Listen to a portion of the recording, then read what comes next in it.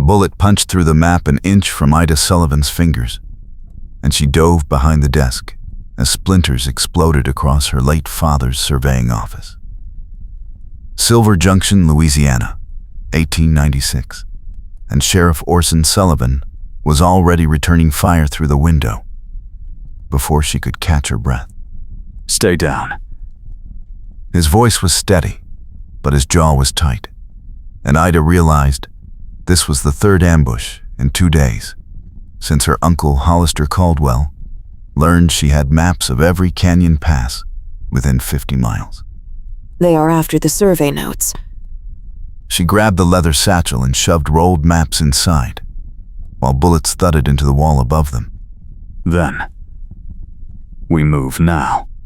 He fired twice more, then grabbed her wrist and pulled her toward the back door. They burst into the alley and the heat slammed into them like a wall, the air shimmering over the dirt and the sun beating down without mercy. Orson kept her hand locked in his as they sprinted between buildings, and Ida felt her boots slip on loose gravel.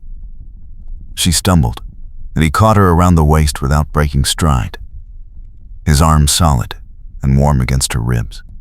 I can run. "I know you can. I also know you inherited a failing spread and a mountain of debt 2 weeks ago, and Hollister wants you gone before the judge's circuit ends in 4 days." His grip loosened, but he did not let go, and Ida's pulse hammered for reasons that had nothing to do with the gunfire. They ducked into the livery stable, and the sudden shade made her blink.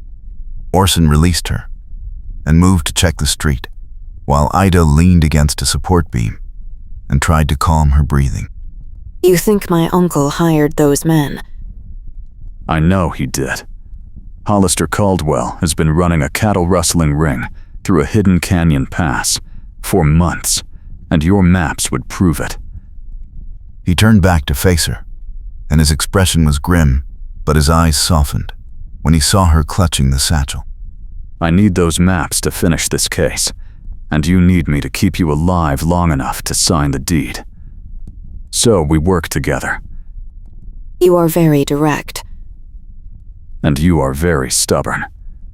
We will get along fine."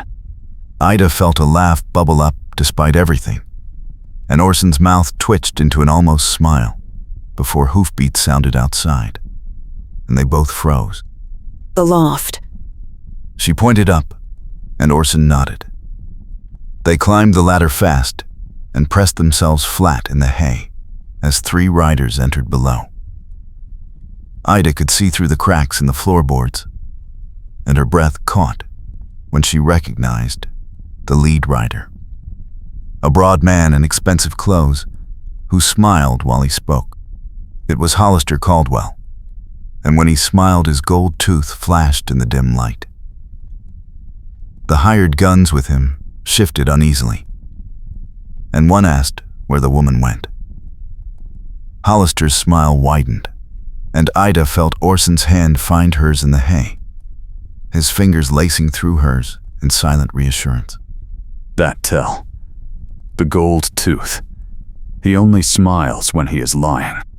He whispered it directly into her ear, and Ida shivered at the warmth of his breath against her skin. Below them, Hollister told his men the sheriff would be easy to handle, and the woman would sign over the land by morning or disappear into the bayou. Then he laughed, and the sound was cold, and Ida squeezed Orson's hand hard. The riders left, and silence settled heavy in the stable. Orson shifted, and suddenly they were face to face in the hay, barely a hand's width apart, and Ida could see gold flecks in his hazel eyes. He is family by marriage. My father's brother-in-law. "And he is trying to steal everything your father built." Orson's free hand came up to brush hay from her hair, and his fingertips grazed her temple. "We stop him. Together." Ida nodded, and they stayed frozen like that for one more heartbeat before Orson pulled back and helped her sit up. They climbed down, and Orson checked the street again while Ida dusted hay off her dress. Show me the hidden pass. Ida unrolled the largest map on a workbench and traced a canyon route with her finger. Here. This ravine connects to an old smuggler's trail that comes out near the railroad spur. Perfect for moving stolen cattle at night. And your uncle owns the land on both ends. He does now. He bought the parcels 6 months ago under a shell company name. Orson studied the map, and his jaw tightened. We need proof. He is using it. Fresh tracks. Branded cattle. Something the judge cannot ignore. Then we ride out tonight. It is dangerous. So is staying here waiting for him to burn me out. Orson looked at her for a long moment, and something shifted in his expression. Respect mixing with concern. You are not what I expected. What did you expect? Someone who would run. I do not run. She said it quietly but firmly, and Orson's mouth curved into a genuine smile this time. Warm and a little crooked. Good. Because I need a partner who can keep up. He held out his hand, and Ida shook it, feeling the calluses on his palm and the steady strength in his grip. Then a shout erupted from the street, and they both spun toward the door. Smoke was rising 2 buildings over, and someone was screaming fire. The land office. All the deeds are in there. Ida was already running, and Orson caught up in 3 strides. They burst onto the street, and the land office was engulfed, flames roaring through the roof and black smoke pouring from the windows. A small crowd had gathered, but no one was moving to help, and Ida realized with cold clarity that Hollister had planned this. The fireproof safe. It is in the back room. Ida. No. But she was already sprinting toward the building, and Orson cursed and followed. The heat hit them like a fist when they reached the door, and Ida pulled her shawl over her mouth and nose. Orson grabbed her shoulder. I go first. You stay behind me, and if I say run, you run. Understood? Understood. They plunged into the smoke, and the world became heat and darkness and the roar of flames. Ida could barely see 3 feet ahead, but Orson moved with sure purpose. One hand gripping hers, and the other covering his mouth. A timber cracked overhead, and he shoved her sideways just as it crashed down where she had been standing. Her heart hammered, and she gripped his hand tighter. They reached the back room and found the safe still intact, but the door was locked. I know the combination. My father helped install it. She knelt and worked the dial, while Orson stood over her, watching the flames creep closer along the walls.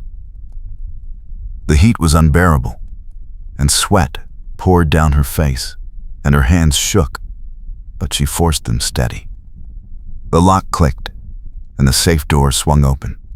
Inside were stacks of deed documents, and Ida grabbed the ones marked Sullivan and Caldwell.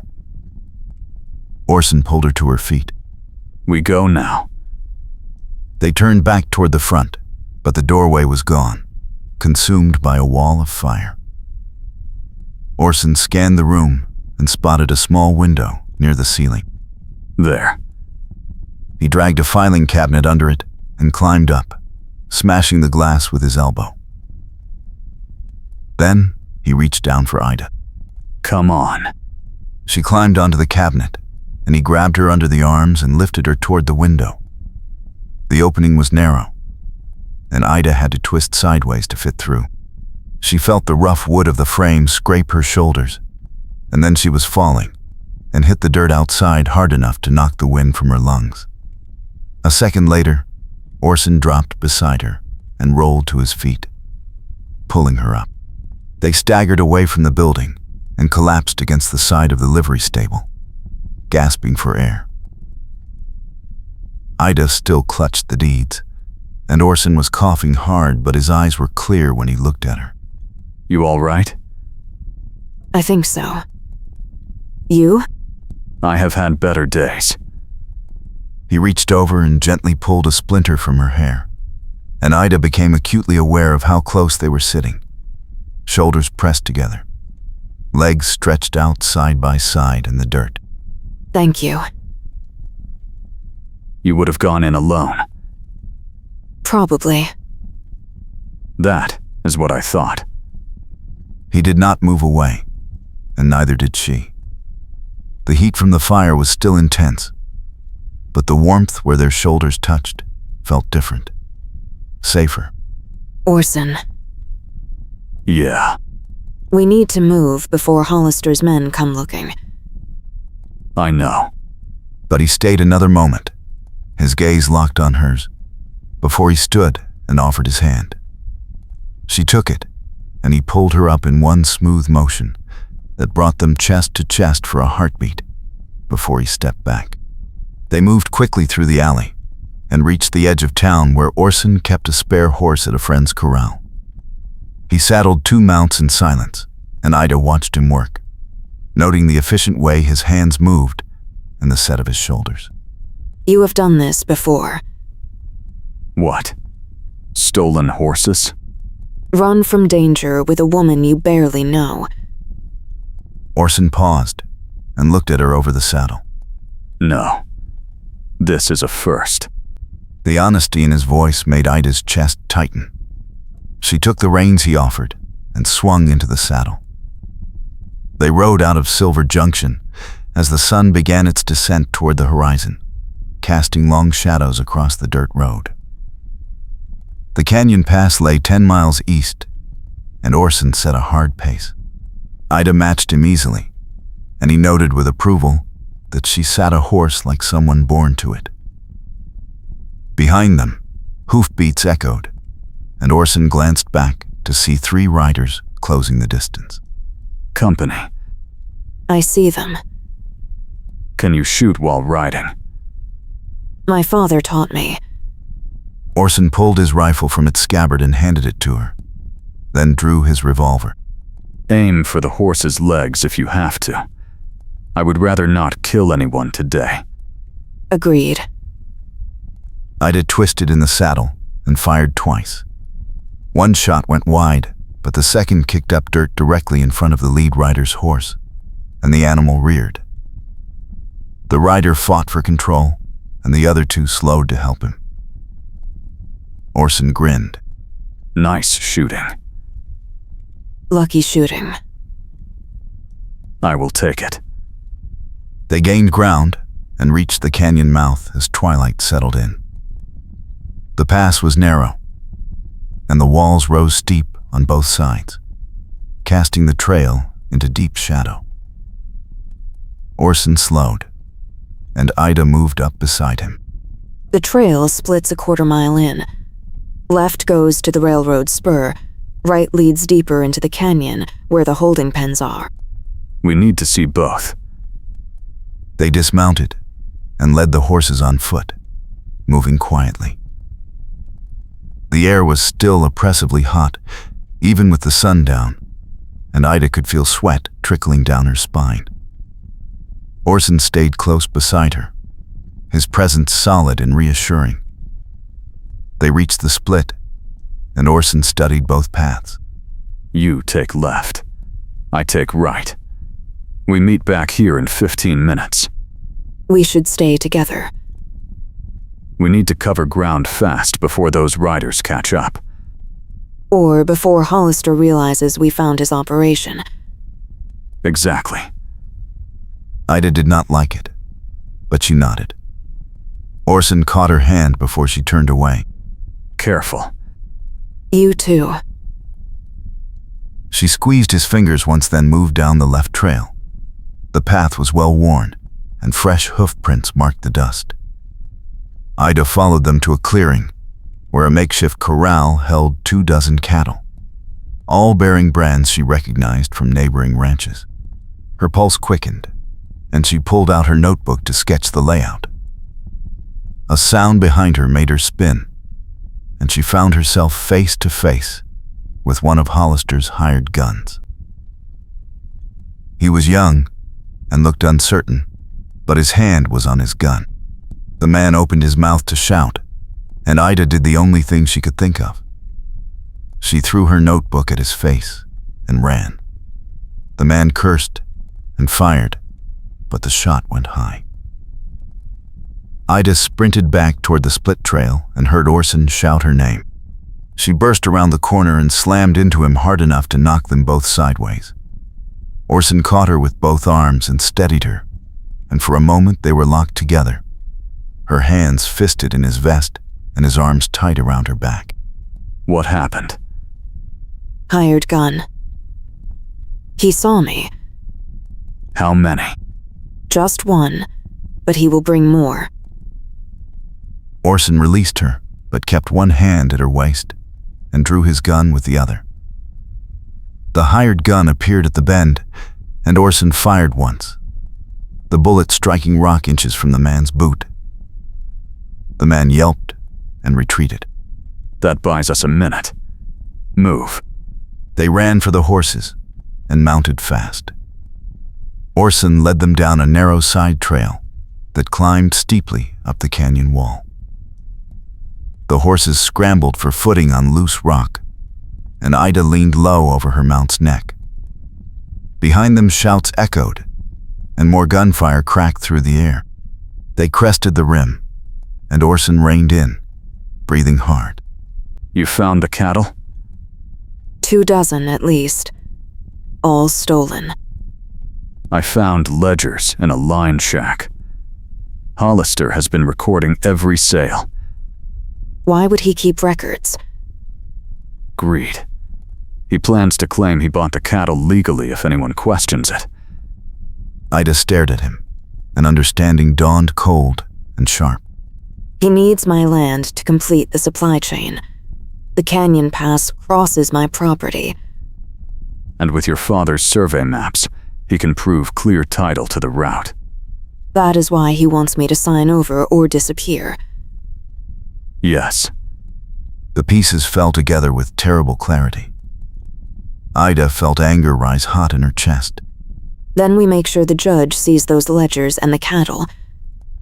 We need to get them to the circuit courthouse before Hollister can move everything. The judge arrives in 2 days. Then we have 2 days. They rode hard through the night, following back trails Ida knew from her father's surveys. The moon was high and bright enough to see by, and they made good time. Near midnight, they stopped at a creek to water the horses and rest. Orson helped Ida dismount, and she stumbled when her boots hit the ground, exhaustion finally catching up. He steadied her with a hand on her elbow. You should sleep. So should you. I will keep watch. We both need rest. Orson hesitated, then nodded. They unsaddled the horses and made a cold camp under a stand of cottonwoods. Ida sat with her back against a tree trunk, and Orson settled beside her, close enough that their shoulders touched. The night was still warm, and the cicadas sang loud in the darkness. Do you think we can stop him? I think we have a chance. That is not very reassuring. It is honest. Ida laughed softly and felt some of the tension ease. You are a terrible liar. I know. That is why I stick to the truth. She turned her head to look at him and found him already watching her, his expression thoughtful in the moonlight. Why are you helping me? You could have arrested Hollister months ago without my maps. I needed proof, and I needed to protect you. You did not even know me 2 days ago. I knew enough. His voice was quiet and sincere, and Ida felt her breath catch. Orson reached over and tucked a loose strand of hair behind her ear, his fingertips lingering against her cheek. You should rest. So should you. I will. In a minute. But he did not move his hand, and Ida did not pull away. They sat like that for a long moment, the night warm around them, and the horses grazing nearby. Finally, Orson dropped his hand and leaned his head back against the tree. Get some sleep, Ida. Wake me in 2 hours, and I will take watch. All right. She closed her eyes, but did not sleep right away, too aware of Orson's presence beside her and the steady rhythm of his breathing. Eventually, exhaustion won, and she drifted off. She woke to Orson shaking her shoulder gently. The sky was still dark, but the moon had moved lower. We need to go. Ryder's coming. Ida was on her feet instantly, adrenaline chasing away sleep. They saddled the horses in silence and rode out just as torches appeared in the distance behind them. One of the horses had thrown a shoe and was limping. Orson swore and made a fast decision. He pulled Ida onto his mount, and they rode double, her arms locked around his waist and her cheek pressed against his back. She could feel his heartbeat through the fabric of his shirt and the solid strength of him in front of her. They pushed the horse hard, but the extra weight slowed them, and the riders behind gained ground. Hold tight. Orson urged the horse into a flat-out gallop, and Ida tightened her grip. They burst out of the trees onto the railroad tracks, just as the morning freight train was building steam at the Silver Junction depot. Orson reined in hard. We are out of options. What are you thinking? Something stupid. He pointed at the train. You want to jump a moving train. It is going to the county seat, where the judge is. It is also picking up speed. Then, we move fast. He kicked the horse into motion, and they raced alongside the train. The hired guns broke from the trees behind them and opened fire. Bullets sparked off the rails, and one punched through Orson's hat brim. Now! He reached for the ladder on a boxcar and caught it with one hand, his other arm locked around Ida's waist. Ida grabbed for the ladder, and her fingers closed on metal. Orson let go of the horse, and they swung together onto the train, Ida's feet scrambling for purchase on the lower rung. She slipped, and Orson's arm tightened around her ribs, hauling her up against him. They climbed fast and rolled onto the roof of the boxcar, just as more bullets whined past.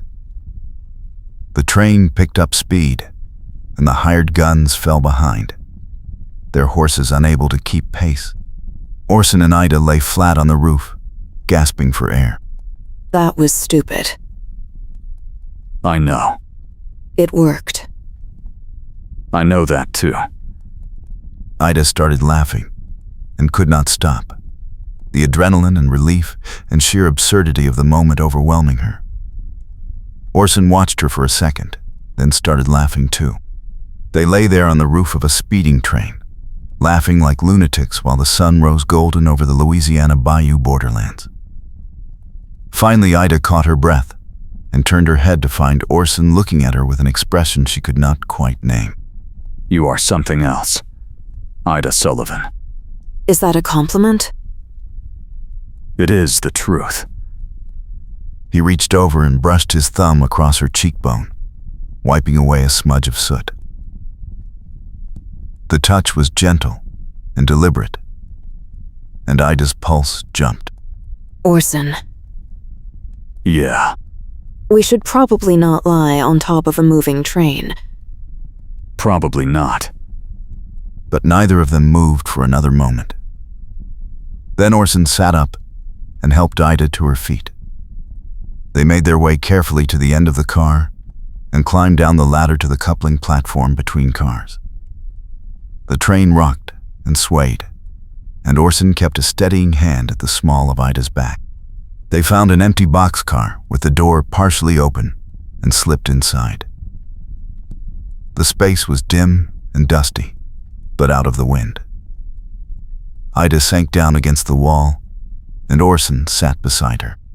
How long to the county seat? 3 hours, maybe. And then what? We find the judge, show him the ledgers and the deeds. Hope he believes us. Hollister will be there too. He knows the circuit schedule. I am counting on it. Ida looked at him sharply. You want him there? I want him on record, in front of the judge, where he cannot talk his way out. It was a good plan, and a risky one. Ida nodded slowly.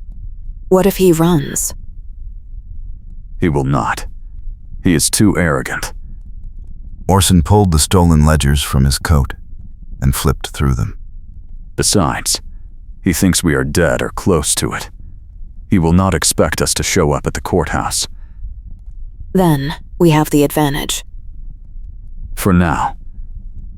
They sat in silence for a while, the train clacking steadily along the tracks.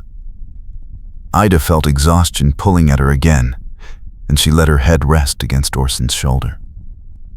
He went still for a moment, then relaxed, his arm coming around her shoulders in a natural, protective gesture.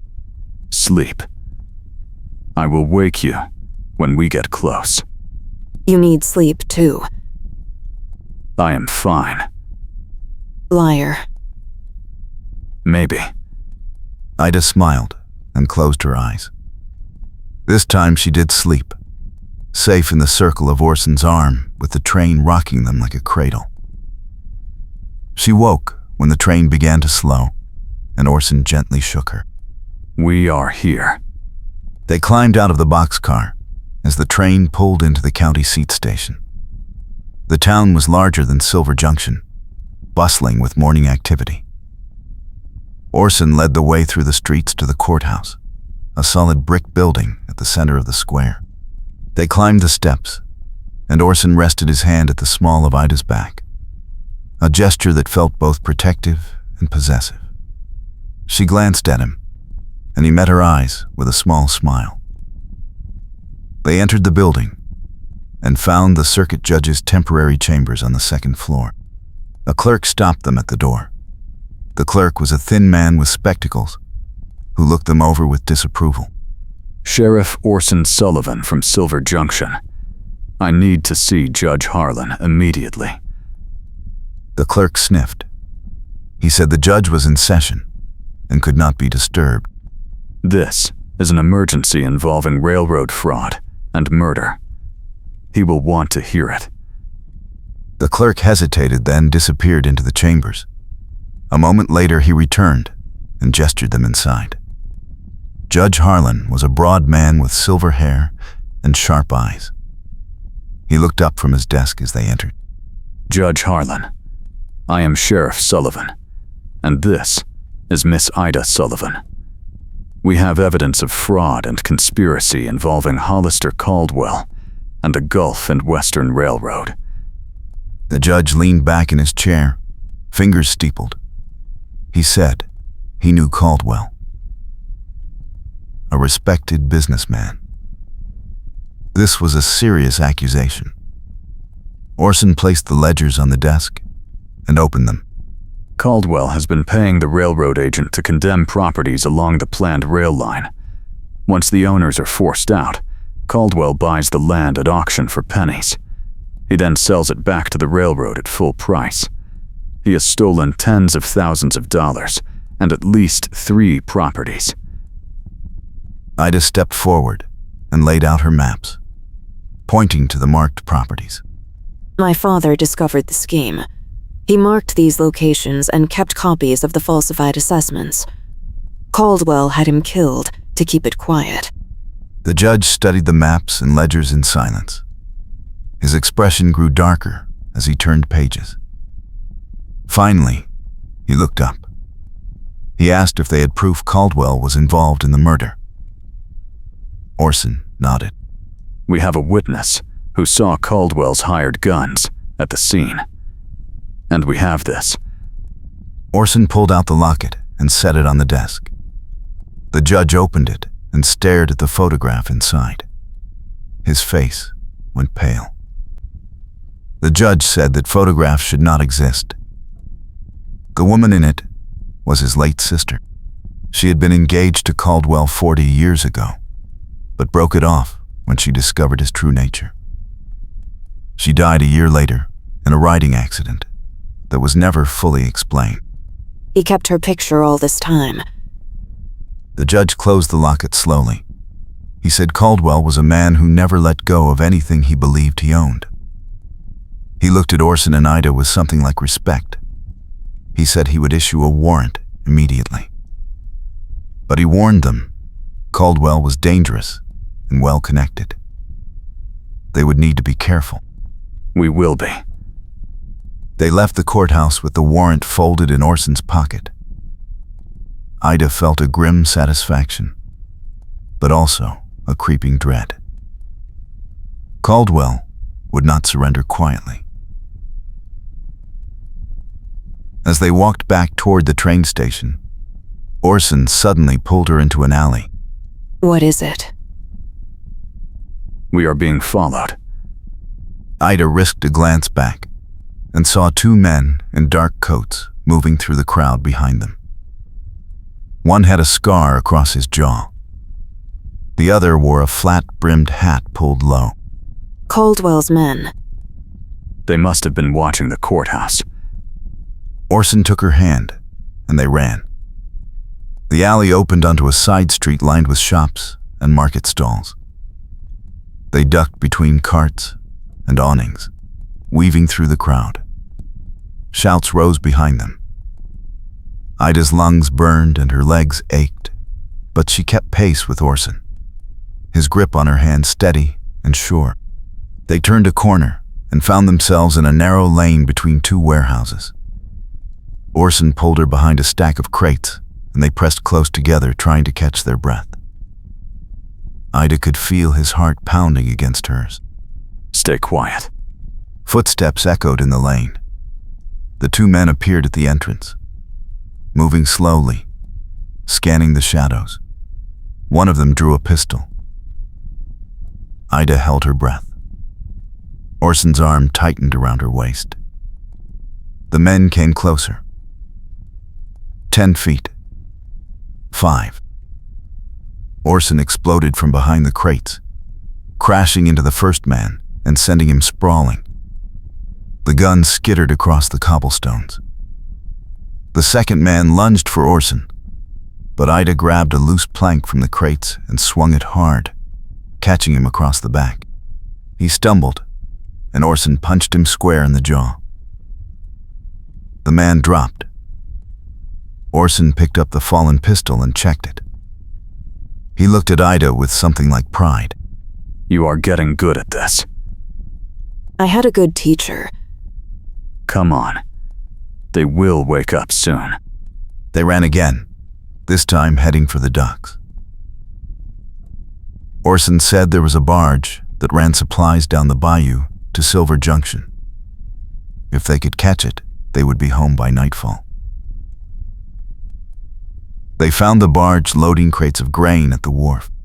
The captain was a grizzled man with a pipe who agreed to take them for a few dollars. They climbed aboard and hid among the cargo as the barge pushed off into the sluggish brown water. Ida sat on a crate beside Orson, finally allowing herself to relax. The sun was high and hot, and the bayou smelled of mud and green things. Orson removed his hat and wiped his forehead. You all right? I am fine. Tired. Me too. She leaned against him, and he shifted to put his arm around her shoulders again. It was becoming a habit she did not want to break. What will we do when we get back? I will arrest Caldwell. You will reclaim your land. And then? Orson was quiet for a moment. Then He looked down at her, with an expression she could not quite read. Then, we figure out what comes next. Together. Together. She smiled and closed her eyes. The barge rocked gently on the water, and the heat pressed down like a blanket. She felt safe here, in the circle of Orson's arm, with the warrant in his pocket and the evidence in her satchel. They had won. Or at least, they were close. The barge docked at Silver Junction, just as the sun touched the horizon. The sky was streaked with orange and pink, and the air was still sweltering. Orson helped Ida off the barge, and they walked through the quiet streets toward the hotel. Most of the town was indoors, escaping the heat. Caldwell will be at his house. I will go now. I am coming with you. Ida, it could be dangerous. I do not care. He killed my father. I deserve to see this through. Orson studied her face, then nodded. All right, but stay behind me. They walked to the edge of town where Caldwell's house stood, a large white structure with columns and a wide porch. Lights glowed in the windows. Orson checked his pistol, and they climbed the steps. He knocked hard on the door. A housekeeper answered. A thin woman with nervous eyes. Orson showed her his badge. I need to see Mr. Caldwell. The woman hesitated, then stepped aside. They entered a grand foyer with a chandelier and polished floors. Caldwell appeared at the top of the stairs, descending slowly. He wore a fine suit, and his expression was calm, almost amused. When he smiled, his gold tooth flashed. Caldwell said he had been expecting them. He asked if they had enjoyed their trip to the county seat. Hollister Caldwell, you are under arrest for fraud, conspiracy, and murder. Caldwell laughed softly. He said Orson had no authority to arrest him. The railroad owned half the judges in the state. This warrant meant nothing. It means everything. We have proof. Caldwell's smile faded. He looked at Ida with cold calculation. He said proof could be lost. Witnesses could disappear. Not this time. Orson drew his pistol and leveled it at Caldwell. The older man raised his hand slowly, but his eyes were sharp, watching for an opening. Suddenly, the front door burst open behind them. 3 men rushed in, guns drawn. Caldwell's hired guns. Orson spun and fired, hitting one in the shoulder. Ida dove behind a side table as bullets splintered the wood. Orson grabbed her and pulled her toward the back of the house. They ran through a parlor and into a hallway. Behind them, the hired guns shouted and gave chase. Orson kicked open a door, and they stumbled into a large kitchen. He slammed the door and shoved a heavy table against it. The men pounded on the other side. Back door. They ran out into the yard. The heat was still oppressive, the air thick and sticky. Caldwell's property extended to a small barn at the edge of a pasture. Orson pulled Ida toward it. They had almost reached the barn when a gunshot cracked, and the dirt exploded near Ida's feet. She stumbled, and Orson caught her, pulling her into the barn. Inside it was dim and smelled of hay and horses. Orson shut the doors and barred them. They will burn us out. Not if we move fast. He found a ladder leading to a loft, and they climbed. From the loft window, they could see Caldwell's men spreading out around the barn.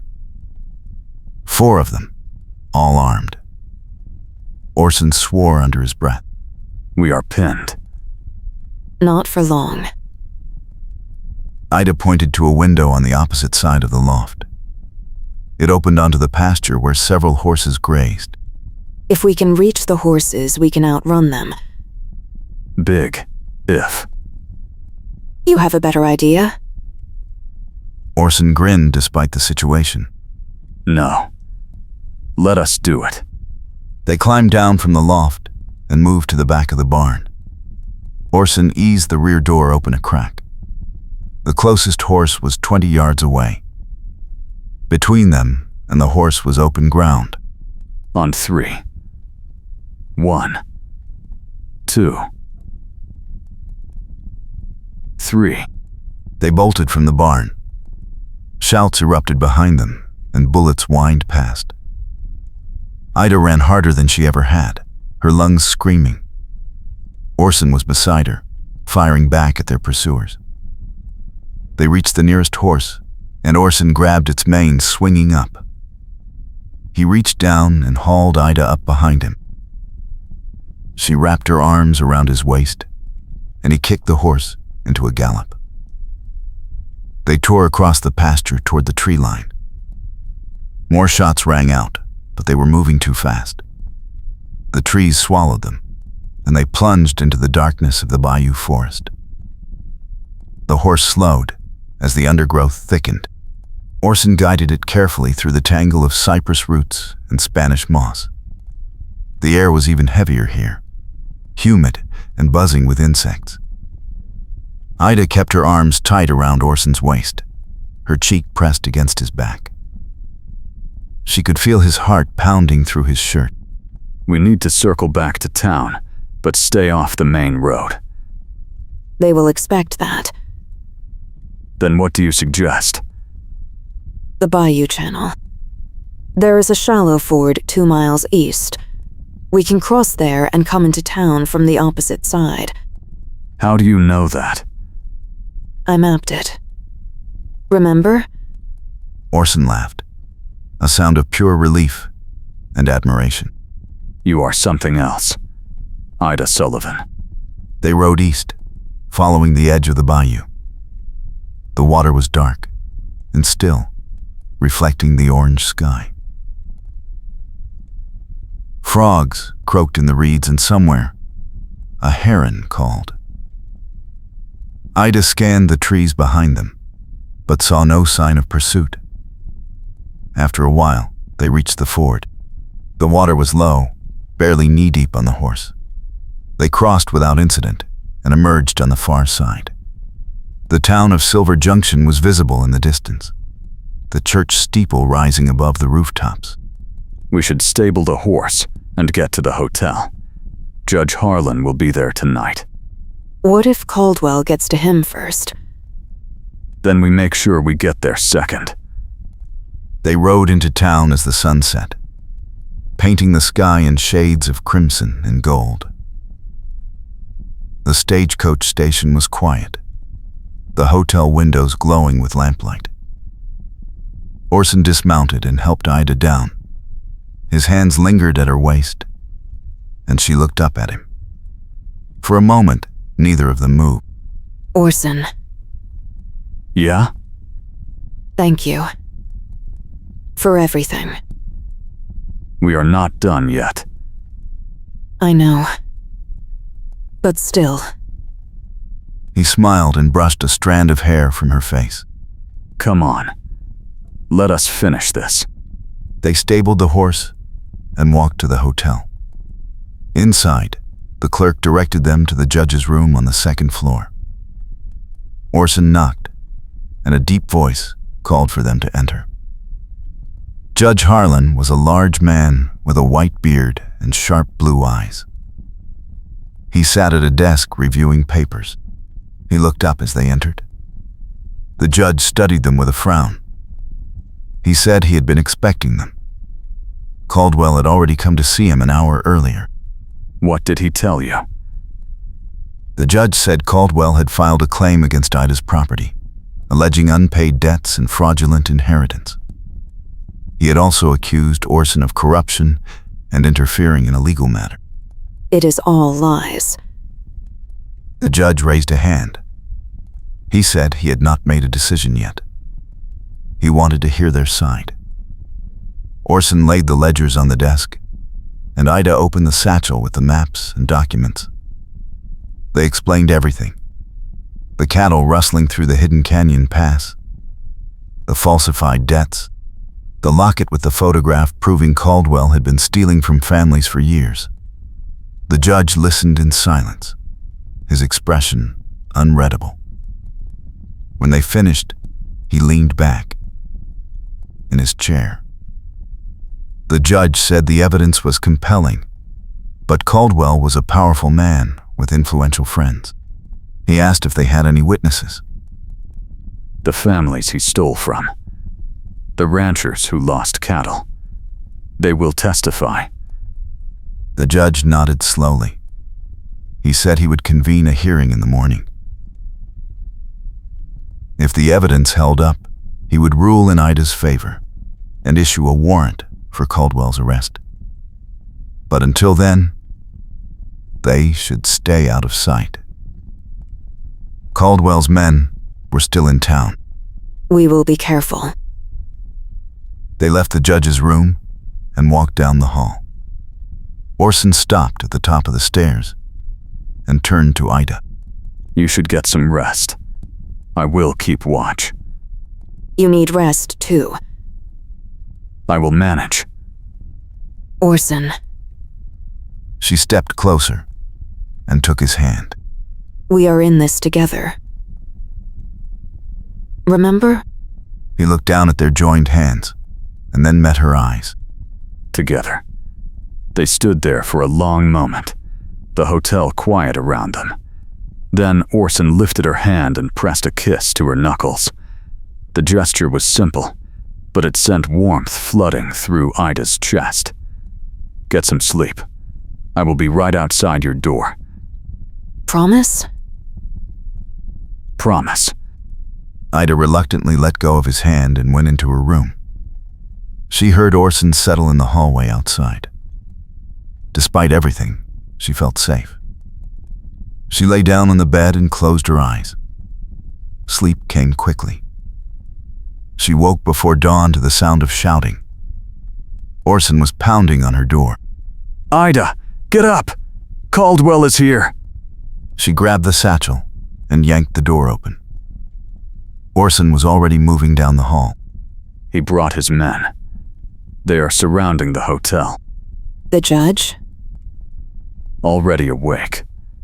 He is gathering the town marshal. They ran down the stairs and into the lobby. Through the windows, Ida could see men with rifles positioned around the building. Caldwell stood in the street, his gold tooth glinting as he smiled. Caldwell called out in a calm voice. He said the hotel was surrounded. If Ida and Orson surrendered, no one would get hurt. If they resisted, his men would burn the hotel. He is bluffing. Maybe. Maybe not. The hotel owner was wringing his hands, begging them to leave. Other guests were starting to panic. Orson looked at Ida. We can try to slip out the back. Or we can end this now. What are you thinking? He wants the documents. We give them to him. Ida. No. Not the real ones. Copies. We made copies yesterday, remember? Orson's eyes widened. You are. Brilliant. They ran back upstairs and grabbed the copied pages from Ida's satchel. The originals they hid under the mattress. Then they returned to the lobby. Orson opened the door and stepped out, hands raised. Ida followed. Caldwell's smile widened. Caldwell said he was glad they were being reasonable. He told them to bring the documents and no one would get hurt. Orson and Ida walked slowly into the street. The hired guns kept their rifles trained on them. Caldwell extended his hand. The documents. In exchange for safe passage. Caldwell laughed. He said they were in no position to bargain, but he would consider it. Orson handed over the copied papers. Caldwell flipped through them, his expression shifting from smug satisfaction to confusion. Then, his smile vanished. Caldwell realized they were copies. He looked up, his eyes cold. He said they had made a mistake. His men raised their rifles. Before anyone could fire, a voice rang out from behind them. Judge Harlan stood on the hotel porch with the town marshal and 6 armed deputies. The judge ordered Caldwell to lower his weapons and surrender. Caldwell's men hesitated, looking to their boss. Caldwell's hand moved toward his gun. Orson was faster. He drew and fired, hitting Caldwell in the shoulder. The older man staggered and fell. His men dropped their rifles and raised their hands. The deputies moved in and began making arrests. Orson holstered his gun and turned to Ida. She was staring at him, her eyes wide. You could have killed him. I did not want to, Why not? because you deserve justice, not revenge. Ida felt tears sting her eyes. She threw her arms around Orson and held him tight. He wrapped his arms around her and buried his face in her hair. It is over. Is it? Almost. The judge held the hearing that afternoon in the hotel dining room. Witnesses came forward, ranchers and families who had been victims of Caldwell's schemes. The evidence was overwhelming. Judge Harlan ruled in Ida's favor, clearing all debts against her property and issuing a warrant for Caldwell's arrest on charges of fraud, theft, and attempted murder. Caldwell was taken into custody, his gold tooth no longer smiling. After the hearing, Orson and Ida walked out of the hotel together. The heat was still intense, but it felt different now, like a weight had been lifted. They walked through town and out toward Ida's property. The land stretched before them, golden in the afternoon light. What will you do now? Keep the ranch. Work it. Make it something my father would be proud of. You will need help. I know. I could help. You have a job, Sheriff. I could resign. You would do that? For you? Yes. Ida stopped walking and turned to face him. Orson Sullivan. Are you asking to stay? I am asking for more than that. He took her hands in his. Marry me, Ida. We will work the ranch together.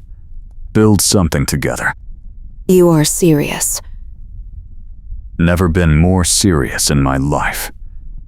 We have known each other less than a week. I have known you long enough. Ida laughed, tears spilling down her cheeks. Yes. Yes? She and the warned Rundant Rekthing, one Souter said. They were place at the time. The warned the wind stas but that we year in Luch coims. Or yes, with a lost lots mark Pogin. Yes, the waist bowing frest in the teaching 9 ties. The head had barred fire. They called it fire. The wind finally was pay for a Christ it's walking. Yes. I will marry you. Orson pulled her into his arms and kissed her. It was not their first kiss, but it felt like the first real one, with no danger pressing them. No urgency except the urgency of their hearts. Ida kissed him back, her hands fisting in his shirt. And he held her like he would never let go. When they finally pulled apart, they were both breathless. We should make it official. How? Sign the deed. Together. They walked to the top of a ridge overlooking Ida's land. The sun was setting, painting the sky in shades of gold and crimson. Orson pulled out the property deed and a pen. Ida signed first, her name clear and confident. Then Orson signed beside hers. They stood side by side, looking out over the land that was now theirs. It is really ours. It is really ours. What do we do first? Fix the fence. Mend the barn. Buy some cattle. That will take time. We have time. And money. We will need money. We will figure it out. Together. Ida turned to him and smiled. Together. Orson kissed her again, slow and sweet. The sun sank below the horizon and the first stars appeared. They stood together on the ridge, the deed signed, their future spread out before them like the land itself, vast and full of promise. Orson, Yeah? I love you. I love you too. They turned and walked down from the ridge, hand in hand, toward the ranch house. Smoke rose from the chimney where the cook fire was already burning. Inside, the table was set, and the lamps were lit. It was home. Their home. Together. That night they sat together on the porch, watching the stars. The heat had finally broken, and a cool breeze blew in from the bayou. Ida leaned against Orson's shoulder, and he wrapped his arm around her. No regrets? None. You? Not a single one. They sat in comfortable silence, listening to the night sounds. Somewhere in the distance, a coyote howled. Orson tightened his arm around Ida, and she sighed contentedly. This is perfect. It is. I never thought I would be this happy. Me neither. Orson, Yeah? kiss me again. He did. And it was perfect. I noticed the story has already reached its natural conclusion with the couple together, in love, and the conflict fully resolved. The tag has already been closed in the previous response, indicating the story is complete. The narrative arc is finished. Would have tänzlet ett ki, wansitas. Bill and Tors rum sage your bed, and arrestits where the lost wiles wait. Villain tired. Cone streeting these ends out of that lane. Brawled from hotter. Con defeated, and arrested arrest. Ranch saved with signed deed.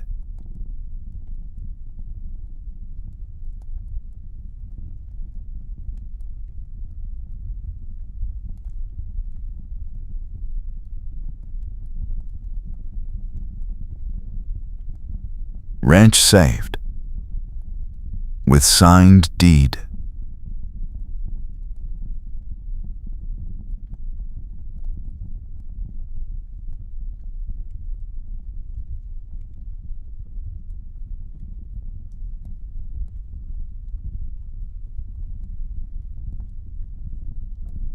Couple declares love and commits to each other. Happy ending on the porch at their Laplisk home, Lenseat with self-times.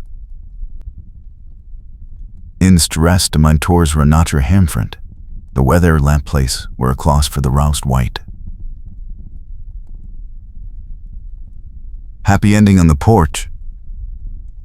A let halmais lum, all the calming in the black sporty doors the Tors was stacking for their dome. All 15 pictures, included. Target length approaching 58,404, slashed 61,625 character. Less twist. The story cannot continue past as that tag closes the narrative block. The format does not allow for content after the closing tag, except for the thumbnail block, which should have been included in the first response. Since the story is complete and properly closed, no additional narration can be added. I apologize for the confusion in my previous message. I see that you need me to continue, but I notice the